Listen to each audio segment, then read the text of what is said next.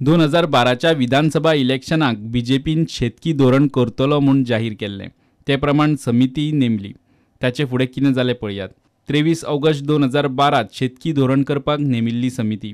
नरेन सावयकाराक सरकारान समितीचो अध्यक्ष केलो. समितीचेर एकूण 40 मेंबर घाले. मार्च 2014 म्हणजे सुमार 1.5 वर्सान धोरणाचो ड्राफ्ट केलो. ड्राफ्ट समितीचे मान्यताये उपरांत सरकाराक धाडपाचो आसता. ते पयलींच मार्च 2014 सावयकार अध्यक्षपद सोडून खासदार जालो.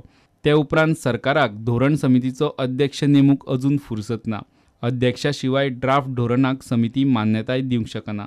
3 वर्सां जाली ड्राफ्ट समिती कडेन फायलींनी धूल खाता. शेतकी खात्यान समिती रिकॉन्स्टिट्यूट करपाक रिमांयडर धाडून जाले. सरकारान शेतकी खात्याचे रिमांयडरूय मारले गुड्ड्याक. 3 वर्सां उपरांत 2017 जनरल इलेक्शन जालें. नव्या सरकाराकूय त्याचें पडून गेलां अशें दिसना. गोंयकारपण करतल्या सरकाराक त्या धोरणाचेर नजर घालूंक फुरसत ना. मार्च 2017 बीजेपीचे युती सरकार सत्तेर आयलें. शेतकी खातें agriculture degree holder Vijay Sardesai कडेन दिलां. शेतकी मंत्री विजय करता गोंयकारपणाच्यो गजाली.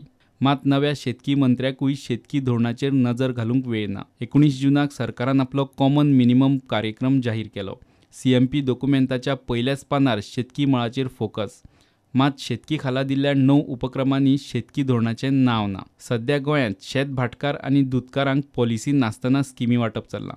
शेतकी धोरण समितीक सध्या आवय बापूय ना. शेतकी खात्यांतल्या गोंयकारपणाक सध्या दिशाच ना.